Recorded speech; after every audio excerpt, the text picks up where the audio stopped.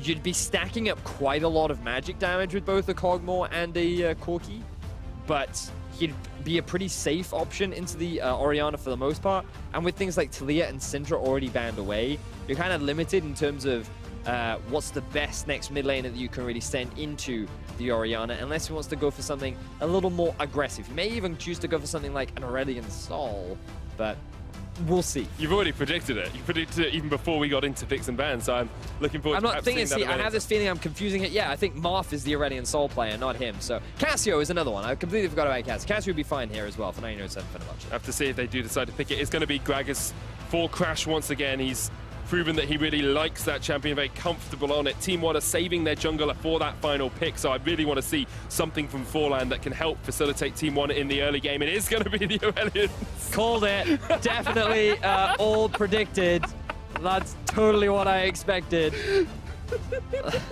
Okay, this is the bit where you praise me. This is your analytical ability. You truly are the thunder in the night, the one that rains down predictions before the storm comes on, the alpha of predictions, that it is the Aurelion Sol. Now, it's going to be Forlan picking up the Rek'Sai as well, so a bit more aggression, a bit stronger in that early game. Team 1 need to get ahead, need to get that ball rolling, because we've seen how good 1907 Fenerbahce are if they get into that late game team fighting portion of the matchup. So this reminds me a lot of their game 2 composition for Team 1. They have the Malkuth on Rek'Sai to try and get in the face of 1907 Fenerbahce, yet to look, though, for an early gank top. It's going bot instead. Japone caught out with the explosive charge, has to flash away. Pattern, the new target. The Ignite comes down, but he's turned back onto Redbird, who uses the heal. And here comes Forlan looking for the knock of the barrier. Instead, they go for Japone. First blood to Forlan, and the second kill as well goes to Absolute.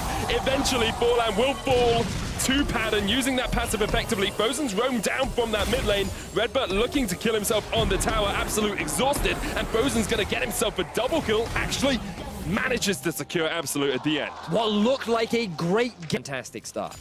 And it's pocket pick Aurelion Sol working out for them as well. Great prediction from you in picks and bans for them to bring this one out. Absolute's going to jump onto Japone. They just want to keep trading. The chain is not going to quite connect. But meanwhile, Forlan is getting chased off by the Voice of Light and the Star Surge. The stun connects, and Forlan's going to try and dodge his way away, but you cannot get away from Aurelion Sol. Oh, things are looking rough right now as Frozen pick at Absolute and Redbird, and you say they have to come up big as well, because Pattern and Japone are in a losing matchup in this bottom lane. The Tristana and the Karma should win into the Kog'Maw and the Janna, and even with a little bit of help, then the explosive cast will knock back. The stun still connects onto Marth. He's exhausted. A good shockwave will catch up Frozen and Crash, but the Voice of Light just devours Marth.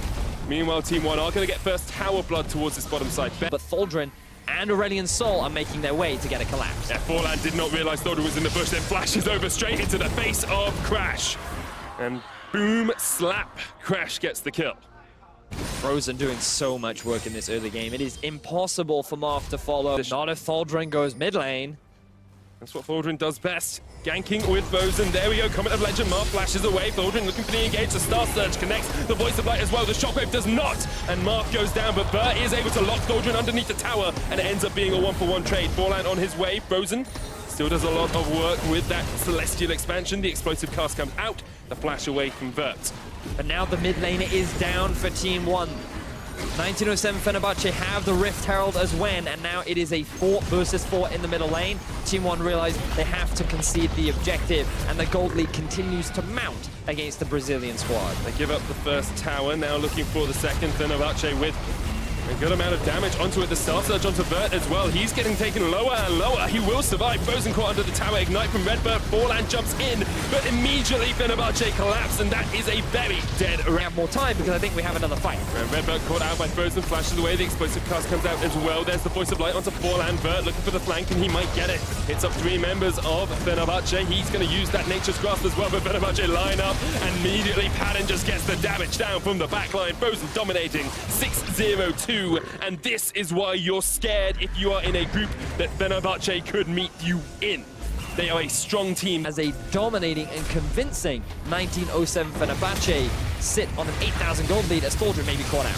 Chasing onto him, the explosive charge won't quite do it, but here comes the Void Rush. Thaldrin trying to dodge away, but Forlan will be able to take down the bedrock of Fenerbahce. Team 1 were in a pretty dominant position, and 1907 Fenerbahce found a way back. But now Frozen, if he makes plays like this, allows Team 1 to come back. Nature's Grass comes out, there's the righteous story as well. Flash, Shockwave onto Frozen, pull him back, root him down, knock him up and kill him so quickly. Team 1 able to collapse. 1907 Fenerbahce can't afford to be making these mistakes because back with the explosive cask away from his team. Now he needs to work out, can he dodge around? He gets caught with the Bower, the slow. Here comes the TP as Team 1 decide they need to take this fight. Forlan with the Void Rush jumps across the wall, but he's dead. The top 16 of the group stage of teams like SKT, Tholdren goes in. The root's gonna land onto Crash, but Padden's still alive off towards the side. There's the explosive cast. It knocks back the tree. A good Shockwave, but it's just no damage from Marv, and Crash goes in. He engages onto Forlan. That's another kill as Frozen steps forward looking for the damage onto Marv and Absolute, and the Celestia expansion is enough. Absolute gets taken down and Team 1 get destroyed by Fenerbahce. Massive team fight win. 1907 Fenerbahce with a fantastic overall final game will take them to the top 16. Superb game by Fenerbahce to close out the series. 3-1, they'll defeat Team 1 and they'll go through to World's Groups.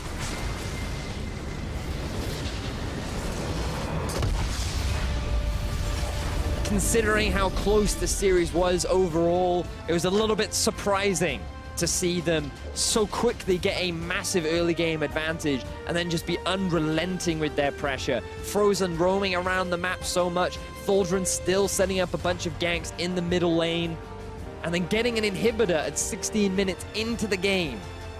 1907 Fenerbahce very firmly demonstrated their dominance over their Brazilian counterparts, and they will be making their way out of the play-in stage and into the group stage. Demonstrating why they deserve to be in groups as well. They, not even the #1 seed coming into their group, HKA were top of that group in terms of